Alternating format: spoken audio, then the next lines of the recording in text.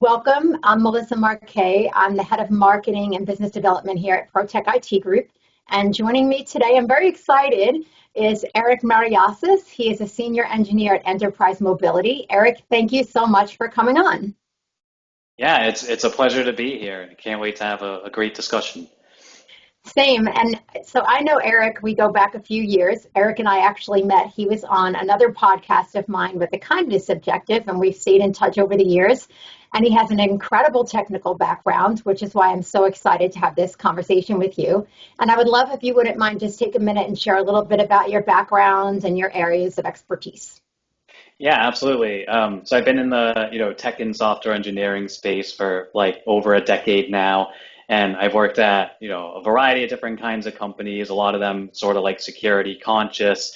But in the last like 5 years or so, I've really have dove deeply into the machine learning data science space. And then once I learned that ChatGPT came out like 6 months after I graduated from my master's, I was like really intrigued because a lot of how it works under the hood is based on that like data science and machine learning stuff. So that's how I got into it, and I've been just like everybody else, I've been trying to keep up ever since. So. Yeah, there's a lot to learn. I feel like just when I feel like I've gotten a handle on things, there's so much more that I didn't know that I'm still learning.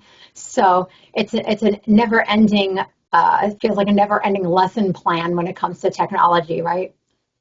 Yeah, absolutely. Yeah, there's so much, that people know and that, they have yet to learn. And I think, I think one of the biggest things is that I think well over like 90% of people like don't even know what the current tools are capable of. You hear about all these new models, but, it's sometimes it's hard to know even what they can currently do. And I'm learning new things about that every day too. That's a very, very true statement. And I can speak to that myself because I use Copilot. We use Copilot here, obviously the licensed version, so that we're not putting our data out there for the whole world to see. And there's so much more capabilities within even Copilot than I realized. And when I did the training on it, I was fascinated by how much it could do. And then that leads to the conversation of people learn what AI is capable of, and their first thought is fear-based, which is, am I going to be replaced by AI? And the answer to that right now, at least, is no, because you cannot replace people. And I'd love for you to touch on that and your thoughts on that. Yeah, so I guess the first thing I'll say is kind of like how my view of this got cemented. So I had gone like when these tools were newer, I had gone to a great talk by the company Hacker Rank. Some of you might know it as like a technical company that assesses candidates. But what they showed was about every 20 years, like almost on cue, there was some specific type of technology, or they're saying like, the internet came out or calculators came out. There's a newspaper article and saying like, people will be obsolete, like this thing will replace them. And it just was like on cycle. And, it really cemented to me that, new technologies, they certainly disrupt things and change how things are, but humans are very adaptable, and they've been needed, and I think they'll be continue to be needed for years to come. So that's definitely how that started. But I could also speak to some of the common like misconceptions of these tools and everything too. So. I would love to hear what the biggest misconceptions of these tools have been in your experience. Let's talk about that. Yeah, so I think a really big one is that I think people think a lot of times that AI stops at like chat conversations with, Chat GPT or Gemini, things like that, but there's so much more to it.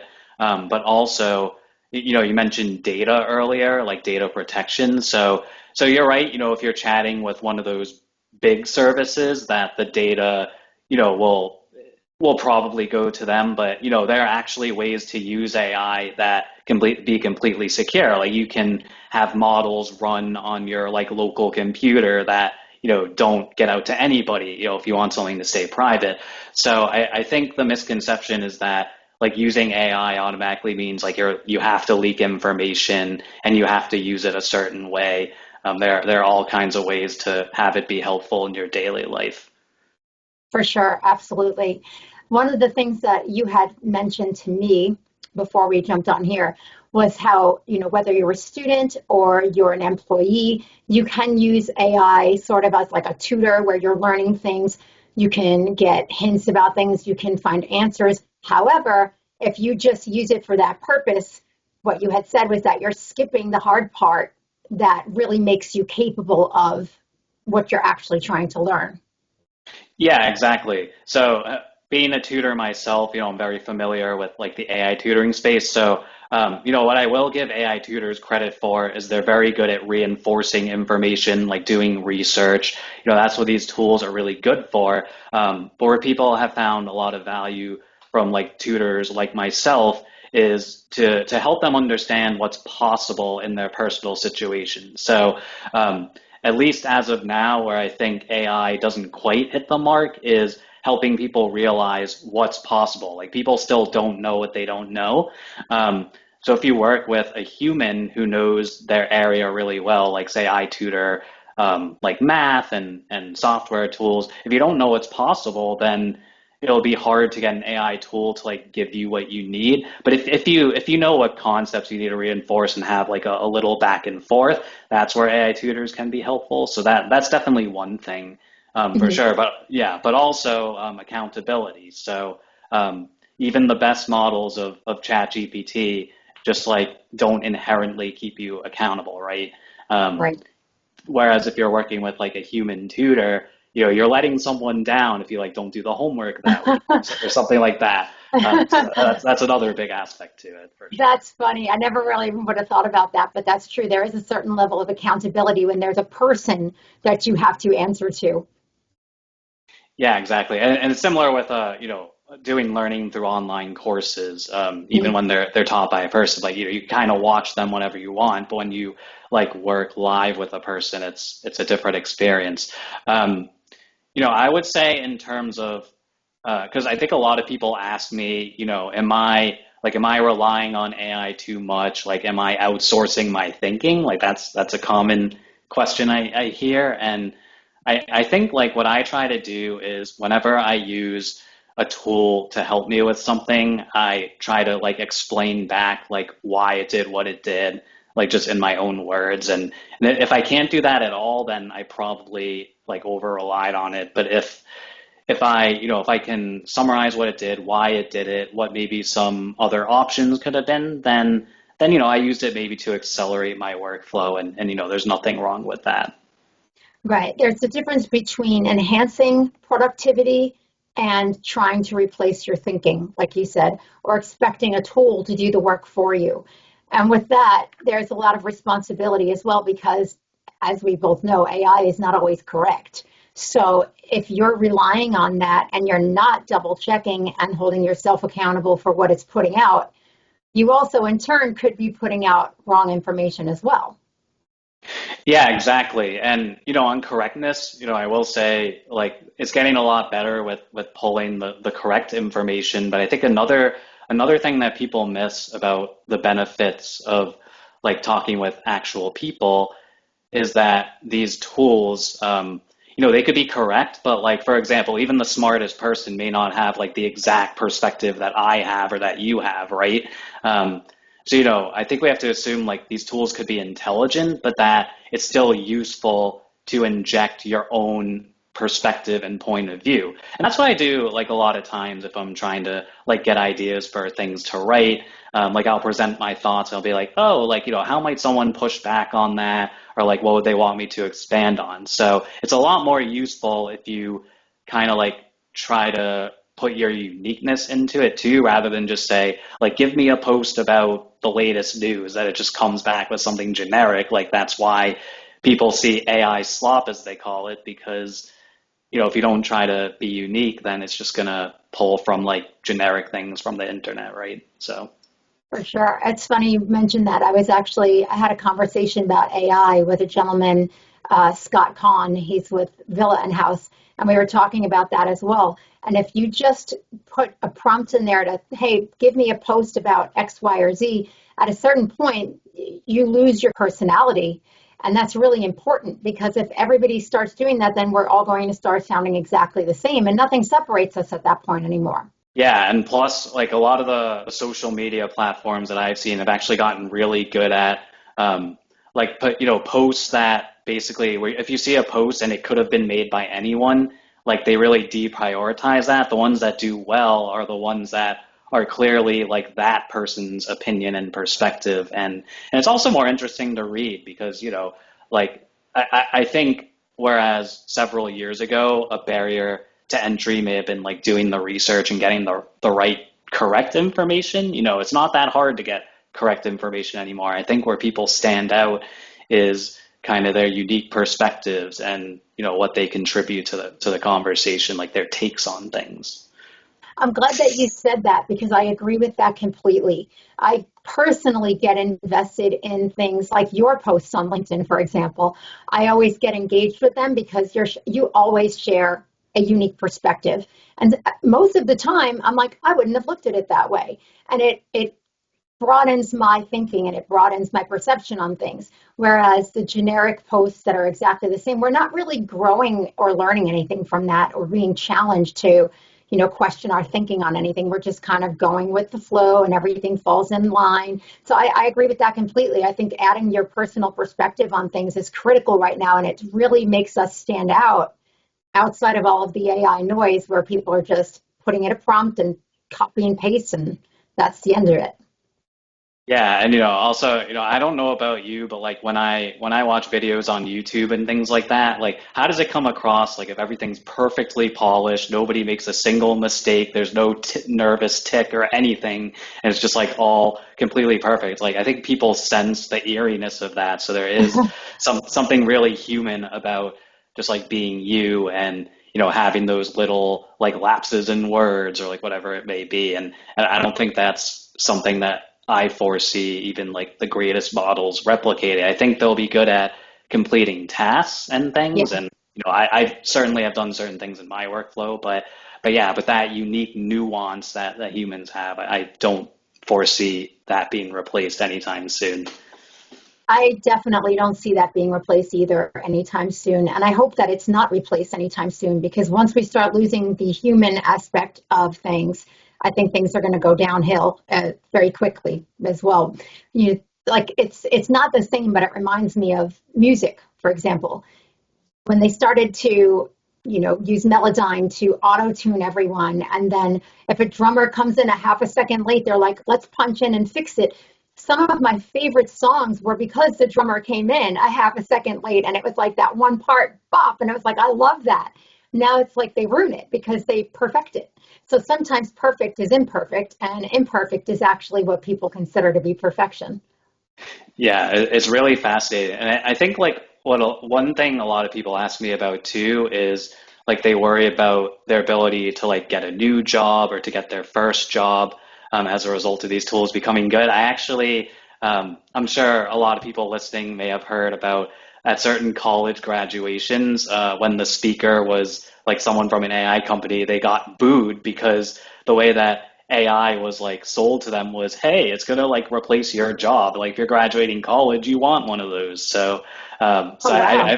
I found that amusing when they got booed. But I think yeah, but people get worried about that, and I think like I still think a lot of the same skills that got people hired and like help people to learn like still apply today, like being proactive, like forming relationships. Like AI, at least now, like doesn't replace forming relationships for sure. Um, and it can help accelerate things like resume documents, like helping create those or helping create cover letters. Um, but but yeah, it certainly doesn't replace all the job search stages, but also it doesn't like there have been a lot of companies. There was recently in the news there was this company, the company Ford, the car company, where they Mhm. actually had they had like let go a few people because thousands, but they had let go thousands because they thought that AI tools would like replace their customer service. But then like the satisfaction ratings like went down significantly when they did that. So they actually like tried to bring as many of those people back as possible. So people are Wow. realizing that, you can't just like get rid of people, right? So, I didn't know that about Ford. That's interesting. That they had tried to bring people back after realizing that it actually tanked to not have those personal relationships. And in a lot of industries, like in tech in particular, trust is so critical.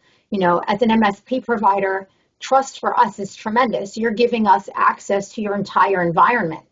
I personally want to know who I'm working with. I want to know who they are. I want to know about them, what their morals and values are outside of what are their capabilities. I want to have a level of established trust. And the only way that that happens is if you have relationships with people. So, even more so with industries like tech, you really cannot take people out of the equation. It's not going to work. yeah, and kind of to your point, like when people ask, for example, like when you're trying to implement AI agents at your company or something like that, what are some of the best practices? And a lot of those are actually very human centric things. Like you want to give each agent only the privileges that they need. Kind of like a human who enters the company, a need to know. It should be run in like a safe environment. It should have what's called guardrails, which it basically means you should make sure that like it doesn't do anything like wildly off topic. And you have to evaluate it to make, or you have to build in mechanisms to make sure that they did the thing correctly or did it well, because it can be a hard question to ask. Like when you run ChatGPT, like how do you know that the output you're getting back is good, right? Right. It's not always easy to answer. So it's very interesting how a lot of those best practices are things that, like when you know a person, it's like the same things that you would like evaluate in a performance review for like a person. So That's an that's interesting take on that. I hadn't actually thought about that. To your point about guardrails in place and making sure that the correct information is being put out, how would you say that impacts things like AI bot customer service? Like, what if they put out wrong information to a customer or make a promise to a customer that a human would not have made? Similarly to that car company that had an AI chatbot, it was a dealership, and somebody had manipulated the system into agreeing to sell them a brand new car for $1.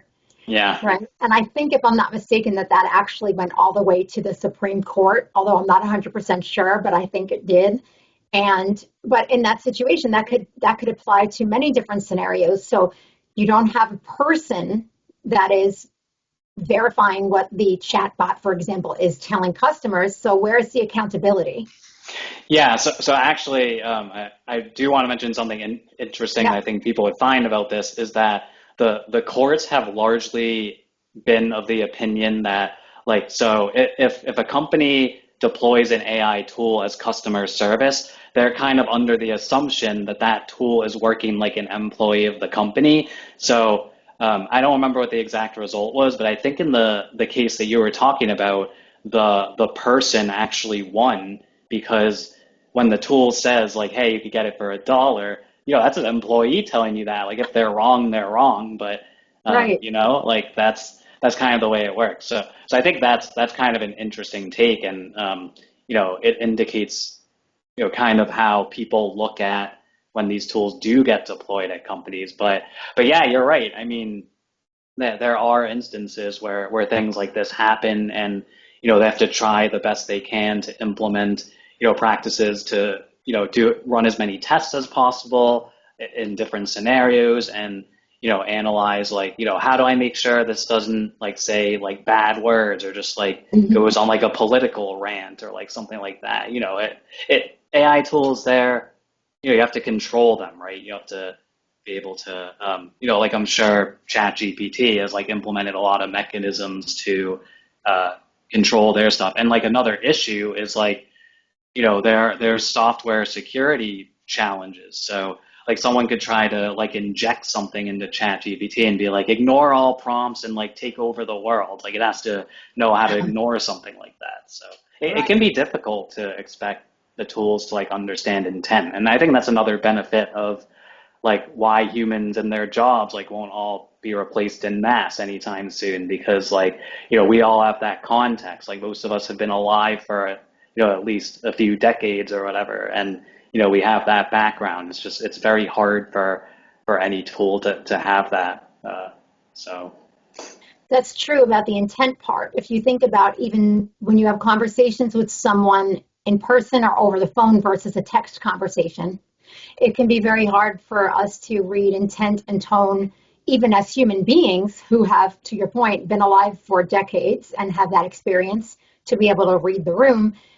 When you're reading a text message, that can be very difficult. So now take into account you have a AI tool that isn't a person and hasn't lived decades and doesn't have emotional capabilities, and now make it understand your intent and your tone. That's a good point. That's not so easy all the time.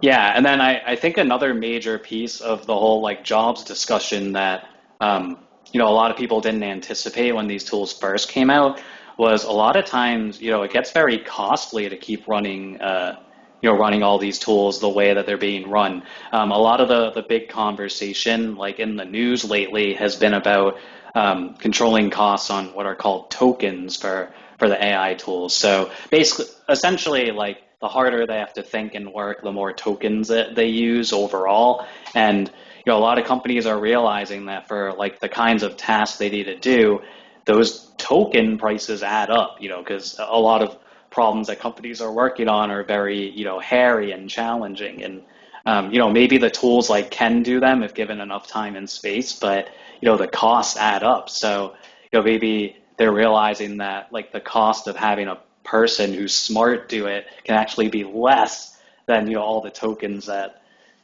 all of these tools use. So That's that's another interesting. interesting, yeah, part of the That is problem. interesting because that's true. If you have five different tools and you have 200 different licenses for it, and it does get costly. That's a very, very good point. And then you have to look at what would a human being bring to the table and how much would that cost us. So that's another interesting thing that I hadn't really considered until you brought it up.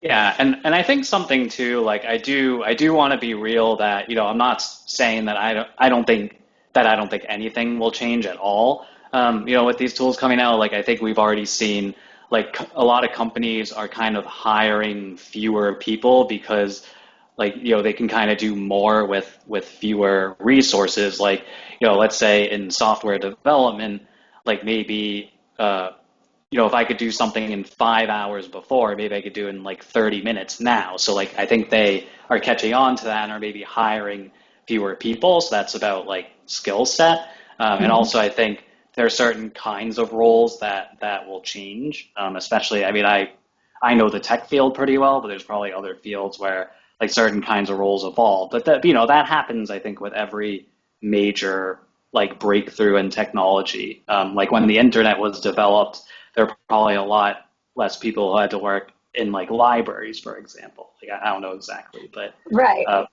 yeah. So so I wanted to be real about that, but I think a lot of people are realizing that it's harder than they would have imagined before to just like not to just like not have people work at their company, like have AI run the entire like corporation.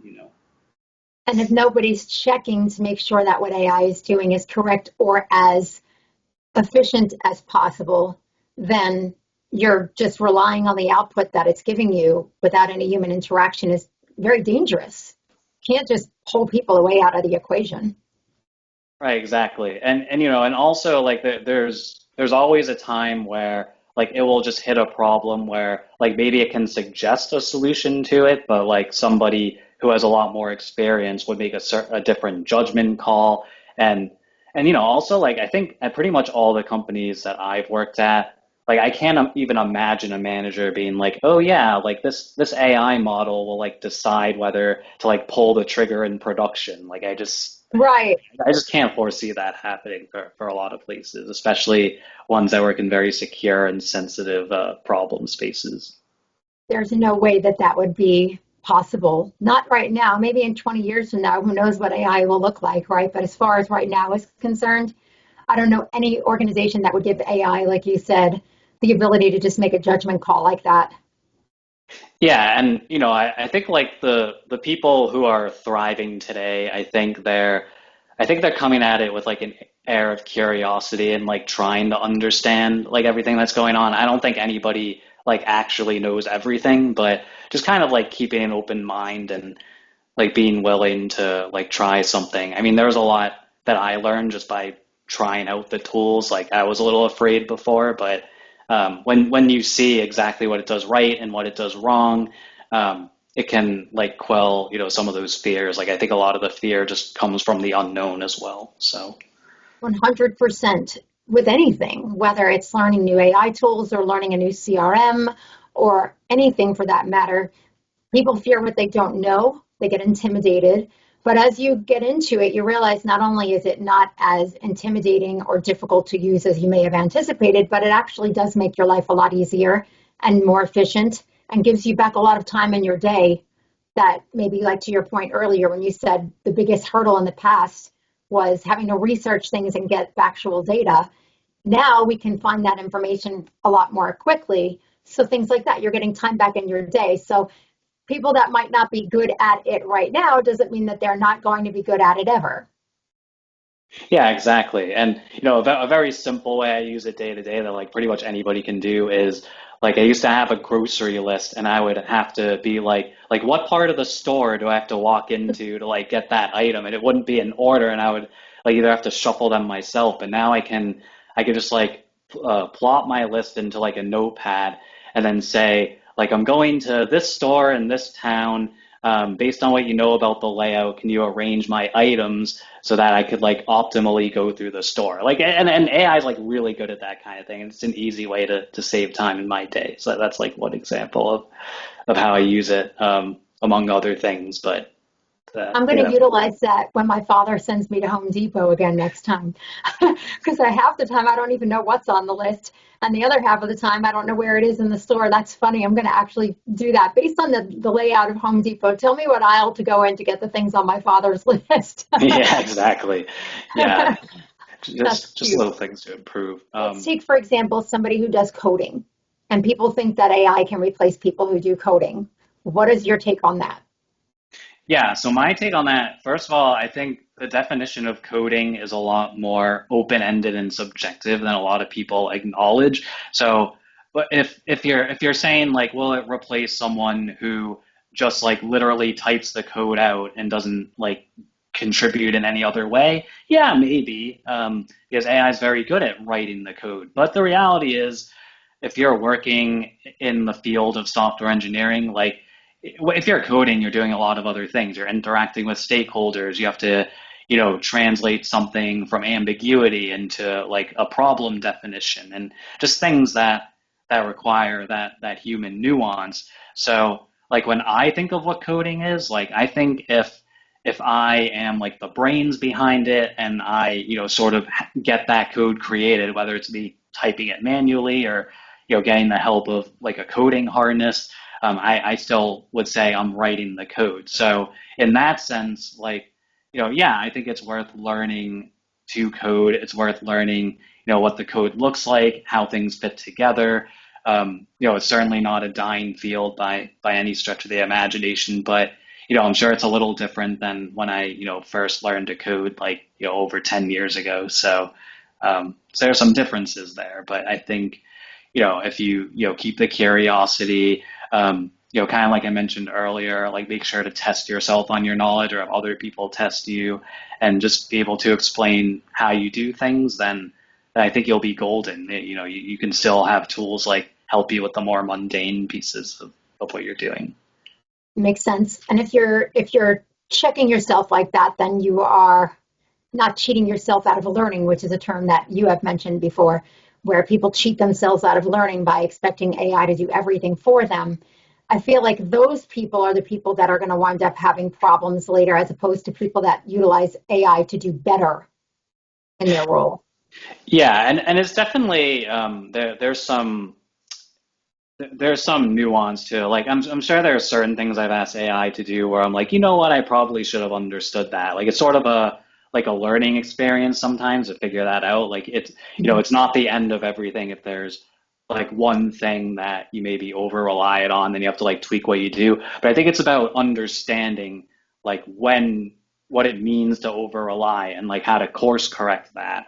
Because still every day, like sometimes I'm tweaking like how I use it and how I use my own learning too. And it's not the end of the world if there are mistakes made there. I think another So a common piece of advice that people hear for like, how do I learn these tools that I hear a lot is like people say, yeah, like just play with the tools and you'll learn. And that's fine, but I think like a lot of people that I know aren't just inclined to like sit down and like play with something and like tinker around. So another suggestion I give people is like see if you could find like a friend or like a group of people who you can like try things out with and talk like a book club. Like here's what I try and like this worked well, this is what didn't work well, and it can make it more fun too instead of just like it's all on you to learn. Like that can be very daunting, right?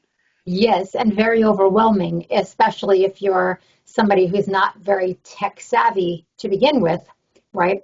There's a lot of people that we deal with in at ProTech are end users, right? So you have your IT teams and they understand the nuances and the guardrails and they come to us and they have us, help put those things in place and policies and what have you. And then you have end users that this is very intimidating and very overwhelming to them. They're like, where do I even start? What would Yeah. you say to those people?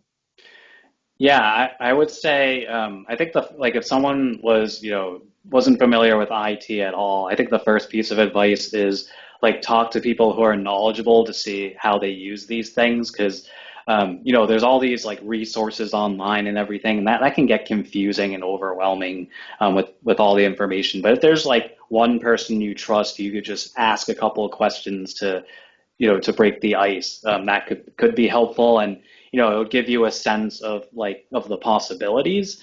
And then maybe from there, if you learn something that you're like, I might want to explore it for this, then maybe you could start playing around or with yourself or those groups of people like I just mentioned, Yeah. and kind of go on a need-based basis instead of thinking there's a million different things and I have to learn like 900,000 of them.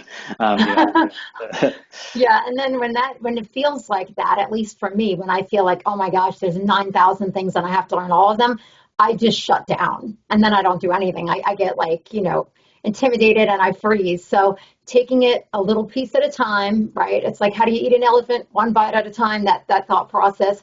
A little bit of this, learn the next thing, take another step, learn something else. I like your idea of the groups to bounce things off of each other of what did you use that worked best for you.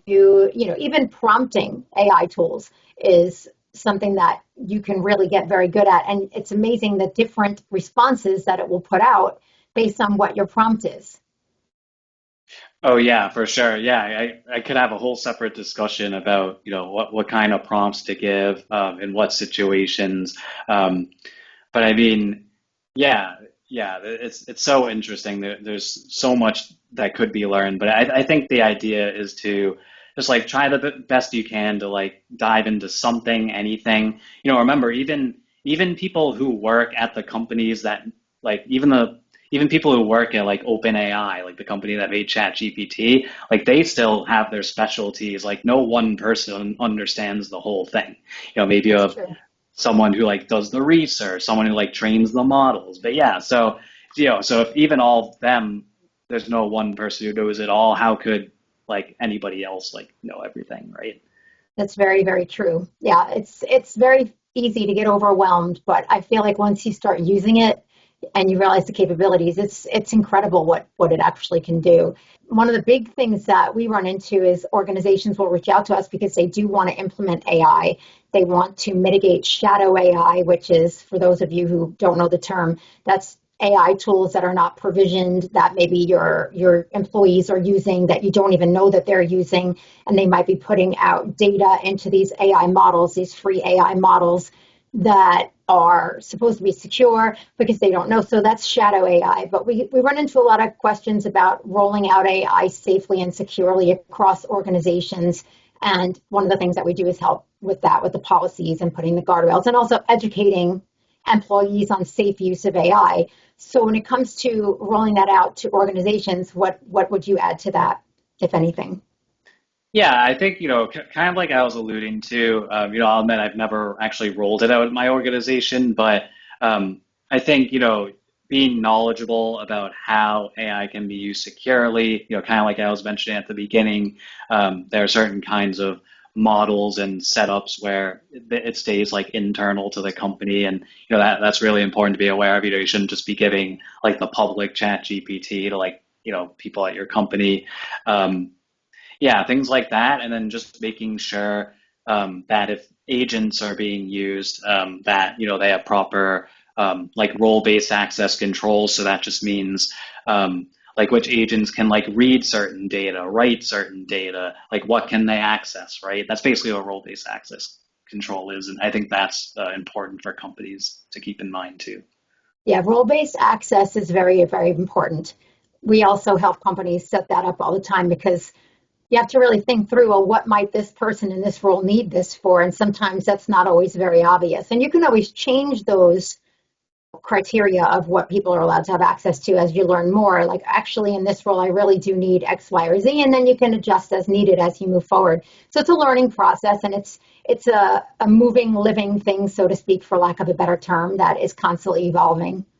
Yeah, and I think the other thing I would say, like zooming out to like a more human perspective on it, is I think it's important to like how AI use is communicated at your company. So, like don't say things like, this is your new measure of productivity, like how many tools you're using, like your performance review will be bad if you don't use it. Like that really hasn't tended to work well.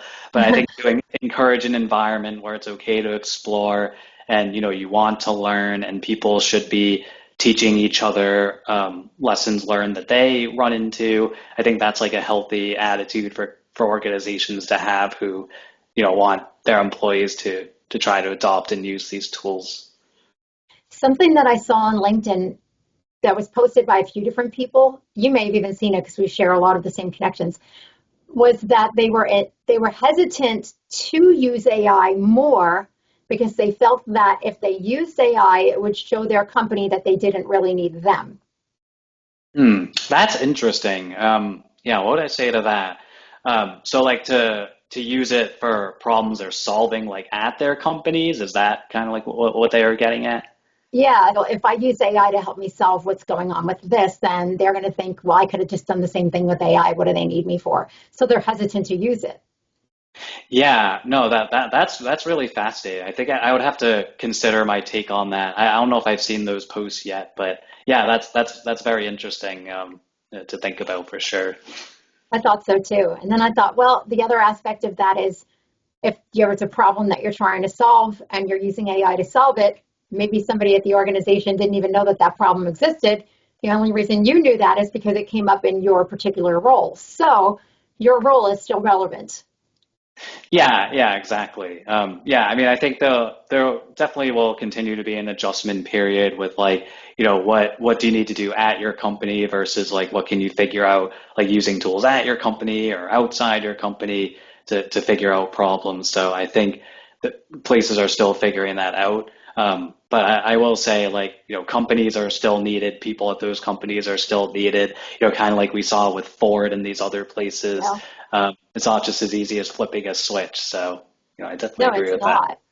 not. It's funny because I'll get on sometimes like chat, for an issue that I might be having with something. And as soon as I realize it's an AI bot, I'm actually, here we go, like I'm annoyed. Some of them have proven to be very good and helpful, and some of them have just proven to take me around in circles and waste my time until I can finally get to a representative. And I'm like in the chatbot typing, speak to a person, speak to a human being, because it gets frustrating. So if there's any indication of companies wanting to replace their customer service teams or their support teams with AI, let that speak volumes that a lot of people don't like it.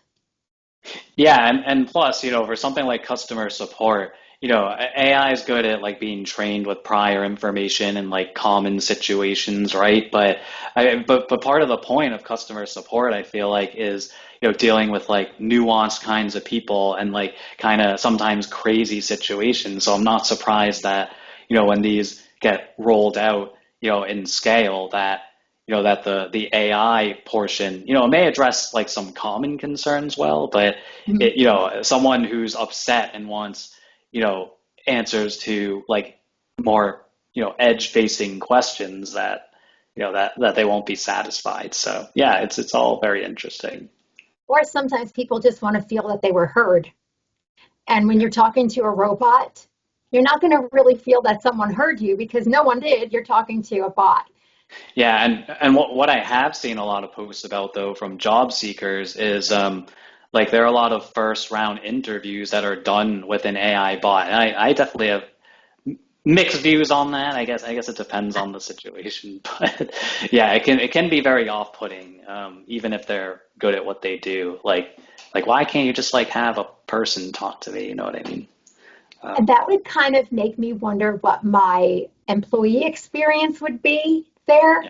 Am I going to have an actual team that works together and has a good culture, or is it a bunch of AI robots that I'm going to be communicating with internally when I have things that come up? Like it would not, I wouldn't like it.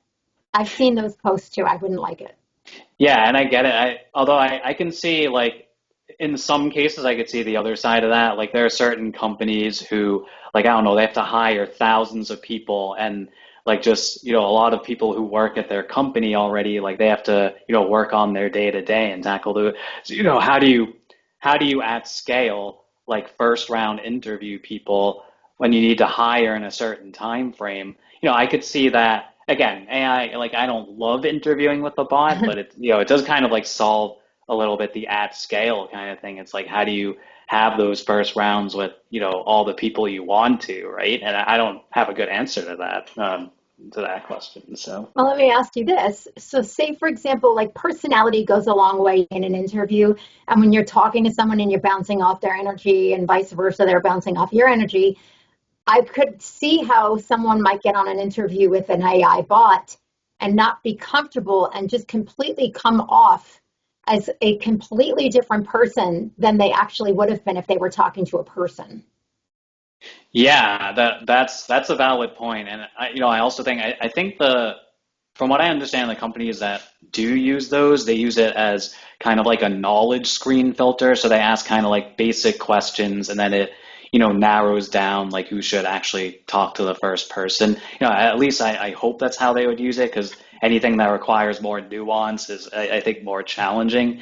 But just, if it's something that needs to ask basic questions and if the person like can't answer basic questions, then I can maybe see a use case for it. But yeah, it does understandably like rub a lot of people the wrong way. So, I get that. Yeah, I could see where you're coming from too about asking just skill set based questions that I also sort of feel that is what your resume is for. So if they're screening out things based on skill sets and things like that with an AI interview, I feel like there's a lot of that that could have been accomplished just by the resume reviewing Yeah, it's true. Yeah, too, right? hiring's very hard. Yeah, yeah. I understand. So, what would you say people should be most careful about when they're using AI? Should they be most careful about? Kind of like I was saying earlier, like being careful to make sure you don't like over rely on it to like do your thinking for you to like do everything. Accomplishing tasks it could be very helpful. Also making sure that if there's information you want to keep really, really private, like not to log on to like chatgpt.com, like making sure if you do want to use AI for something private to you know, do a best practice for that. Those are the kind of the major things I can think of. And for businesses that have AI with their employees are using AI, that's where education on proper protocols for AI usage is so incredibly important. And we've had a lot of companies come to us to say, hey, do you do training on AI? Like, can you help us with that? And of course, we can. And with that, again, like I said earlier, comes into place with the access restricted roles and things like that that you mentioned. So there's a lot that goes into it. So there's a lot of things to be careful about, but at the same time, mistakes are going to be made as people are learning how to use the tool. And that's where backing that up with strong guardrails and policies in place so that if a mistake is made, it doesn't happen at the detriment of your company is really important. Yeah, absolutely. I have a question for people that aren't maybe tech savvy or aren't up to speed yet on AI. You mentioned AI agents. Can you touch on what an AI agent is? Yeah, so essentially the difference, so in regular chat GPT is more centered around like you ask it a question, it gives you an answer, kind of like a Google search. An AI agent, the main difference is that it's able to do things for you automatically and to like, use tools on your computer to do things like, I can give a quick example. So, Sure. so I have an automatic AI agent that I've authorized on my computer to like analyze certain things in my Google email and act upon it in a certain way. That's more like what an agent would do. Regular Chat GPT, like without the agentic capabilities, wouldn't be able to do that. It's just like it more just answers questions. That's a basic example, but there's Okay. obviously a lot more too. So Can you give me an example when you say you have it analyze information from your Google email and then act upon that?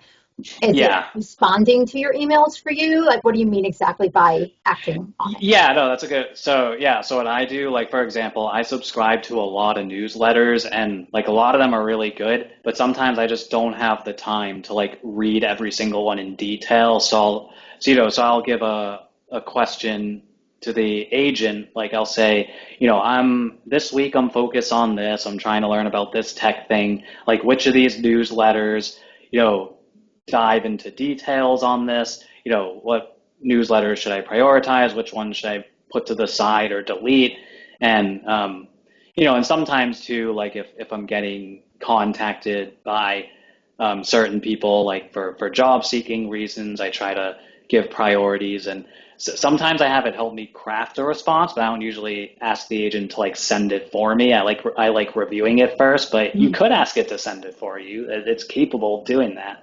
Um, so if it's something where you have to respond the same way every time, it's definitely valid to have it respond for you. But I still like to, right now at least, like look at the response before sending it. So Yeah, I'd be scared to send something without reviewing it first. That would make me nervous.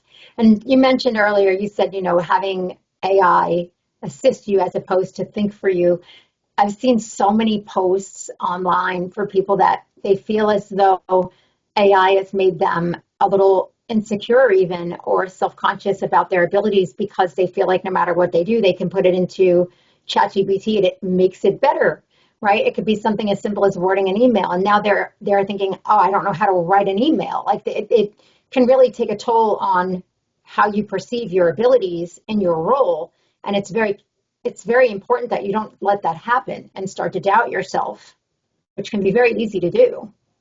yeah, that's definitely a very valid point, and I think people have to understand like the skills you bring to the table are unique. Yeah, it's very easy to start doubting yourself when every time you generate an email and then you check your grammar and it fixes it for you. It's like, I'm going to get one right. It's not going to change anything. And you're waiting for that. And it's like, let me enhance that for you. So people are starting to feel like they're not good at what they do, but that's not the case. And to your point earlier, that's where that human touch really matters, because just because it changes it to something else doesn't mean it's making it better. It's just making it different. Different doesn't equate to better all the time. So when you write an email and send it out, it has a flair of your own personality in there and how you communicate with people. And that's something that you can't replace that. And you shouldn't. Yeah, and there's been some like emerging advice that I've seen. Like, yeah, I follow some people who like give advice on like how to post well on LinkedIn and stuff. And ever since these tools came out, a lot of like the newer advice I've seen is sometimes try to like type in something that sounds like how you speak, like or just to like make it look more human. Because when an AI tool corrects your email, it's not gonna put that stuff. So the post Right. will look more human. Like just things like that is really interesting. That is interesting. Or I always, if you ever read my posts, you'll see so often I put dot, dot, dot, right? And like M dashes, I'm in marketing. Of course, I use M dashes. That's just part of, copy. But I use dot, dot, dot a lot. And every time I'll say, like, if I use it to check my grammar, make sure this is correct, it'll change it to an M dash. And I'm like, no, I want dot, dot, dot, because that's how I speak. And I have to delete it and go back and fix it. So there are some times where I just prefer, most of the time, I just prefer to leave it the way that I would speak. Yeah, absolutely. Yeah. So that's yeah, there's a lot to think about, there's a lot to reflect on, and I'm looking forward to seeing how things evolve, over the next few years. I mean, even this past month with like Fable 5 and these models being restricted by the government has been interesting. But there's always something interesting going on, so it's cool to talk about. Yeah, and I'm curious to see where it goes too. Like even videos, there are some things where, and this is what makes me nervous, is I'll see something and I can't even tell if it's real sometimes. So that's going to be an interesting thing to see what happens over the next few years with that is, people's reputation. Like I know it's outside of what we're talking about in tech and business, but reputations and things that people might put out there, that's scary. Yeah, it definitely can be. But kind of like through those other technologies over, the last 20 years and the 20 years before that, Yeah. I think we as humans will prevail and we'll find a way to, to make sense of this all and to move forward. So, Yeah, for sure. And those who adopt it will be the ones who are going to be ahead in the years to come, as opposed to those who fear it and allow themselves to become stagnant. yeah, absolutely. Good, Yeah. great discussion. Yeah, I won't keep you. I know you have to go. So before I let you hop off, was there anything else that you wanted to add? No, I think that they'll give people plenty to think about for now. I could go on all day, like I said, but yeah, hopefully people get some value out of this conversation, and I really enjoyed being on for sure. So, Well, I appreciate you coming on, and it was so good to see you again. It's been a while, and hopefully we can do this again sometime soon. all right, talk with you soon. Have a good rest of your day. Thanks, Eric. Take care.